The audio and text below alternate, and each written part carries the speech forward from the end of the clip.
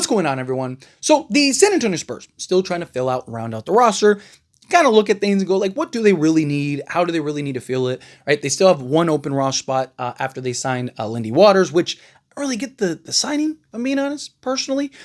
But Harrison Barnes, like, he's a guy that I really like. I really want to see the Spurs keep. I think he's great for development and all that stuff. But there is the question of like, do you look to trade him? Right? You got Carter Bryant, kind of got these young guys, right? Do you kind of go the direction of trading a Harrison Barnes? Now, if you were to trade Harrison Barnes, a couple of routes you could go. You could go kind of like the youthful route, or you can kind of go maybe like a veteran or like that middle of the road route, or it's just salary filler for like a bigger trade, like a Giannis trade or something like that, right? I guess 3 options. But an idea that I proposed over on the Lakers channel was like, what about Harrison Barnes for like a Rui Hachimura as well as a Dalton Knecht, right? Which I do think would make a lot of sense for the San Antonio Spurs. What do the Spurs need? They need shooting. Now, you look at this roster, it's like, what's the biggest need? Shooting. And they need shooting badly, right? Rui Hachimura gives you basically a younger Harrison Barnes. Harrison Barnes is better defensively, but also Rui is slotted in the wrong position. Rui is a 4 who's had to adapt and evolve as a 3, right? So Rui Hachimura is younger.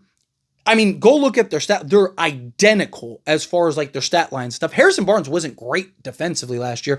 Rui Hachimura actually had better defensive metrics last year than Harrison Barnes. But I also think part of that was like the Lakers had a stretch where they were literally the best team in basketball and defense with Rui and stuff. So I think that kind of helped. But Rui Hachimura is a guy that you could slot in at your 4. Literally, you could slot him in his natural position at the 4 and maximize all his advantages. Gives you a lot of the same production that Harrison Barnes gives you, but he's more of a natural 4, where Barnes is kind of that in-between guy, right? And top of that, gives you the flexibility that Harrison Barnes gives you. So if Rui works, great, right? You keep Rui and you sign him to a new deal, and he's young enough to be part of your core and foundation. And now you might have your starting 5 for the next 8 years in Harper, Castle, right? Carter Bryant, Rui Hachimura, and Victor Wembanyama. Could be very good. If it doesn't work out, then fine. You just let him walk like you might end up doing with Harrison Barnes anyway. You let Rui walk, and you got a Dalton Knecht in the process who gives you a young development prospect that can shoot the basketball and do multiple things out there, who I think has basically had his confidence shot. Dalton Knecht did not look good in NBA Summer League, but I think it's because the Lakers traded him, and now he's back, and I just think he's checked out. I think I think what's best for Dalton Knecht is him getting traded, whether it's to the Spurs or somebody else. I think at this point he needs to go to a new team. I think Spurs could be that team that provides that for him, and his ability to score and shoot the basketball. Not just that, but Dalton Knecht's a guy that you could have argued the Spurs should have drafted, right, last year instead of trading the pick. Go and draft Dalton Knecht, right? He's a guy that really solves a lot of the needs that this Spurs team had. And we've seen that he's a guy that can go and get you 30 on any given night, especially if he's checked in. Defensively, he has some concerns and issues, but that's something that he can continue to grow and build on. And you have the defensive pieces, right? You can have him as your shooter. So, you're basically swapping a younger Rui for Harrison Barnes, but on top of that, you're also getting a Dalton Knecht in case Rui doesn't work out. You didn't just lose, you didn't just like help the Lakers just to help the Lakers. You're actually getting something in value. Now, why would the Lakers do that? Why would the Lakers trade a younger Rui Hachimura plus their 17th pick last year for a Harrison Barnes? And it's a couple reasons, right? One, they need cap space and flexibility, which gives the Lakers about $4 million in extra cap space, right? You might have to kind of work this. This is just kind of like the bare bones idea.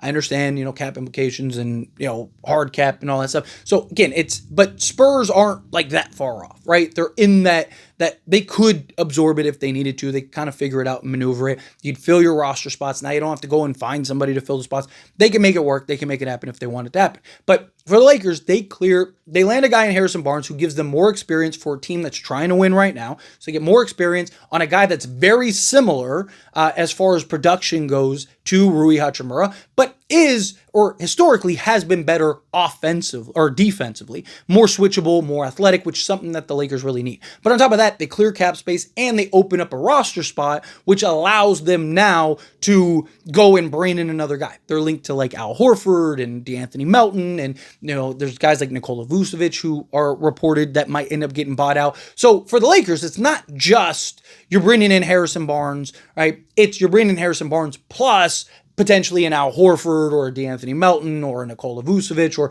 Jeremy Grant. There's murmurs about him potentially being bought out, right? And the Lakers have really kind of built their roster on buyout candidates. So it allows the Lakers to maintain flexibility, clears cap space, gets a guy that gives you similar production, but can be better defensively, more athleticism, also keeps the cap reserve that the Lakers are trying to keep, right? Because Harrison Barnes isn't on a multi-year deal. He's an expiring as well. So if it works out for the Lakers, they can work on a new contract, right? He also is more comfortable coming off the bench than a Rui Hachimura is. So it makes sense for the Lakers. It would be a win-win for everybody, in my opinion. Spurs get younger, right? But Rui is that in-between guy. And he's a playoff performer. He's one of the few guys that showed up for the Lakers in the playoffs last year. So you get a guy that can give you production, that can score the basketball, shoot the basketball, do a little bit of everything, right? He's better at a natural forward. Now you solve your starting forward position, at least for this season. And top of that, again, he's a guy that could be a foundation piece long-term, makes sense alongside De'Aaron Fox. And then you also get a guy in Dalton Knecht that can help kind of mold and shape to be a real rotation player on this roster. Or at worst, you can look to trade Rui and Dalton Knecht later on down the road if need be, right? It gives you more assets really to go make a move later on, right? Because, with team, like if you had to do a salary filler or something like that, right?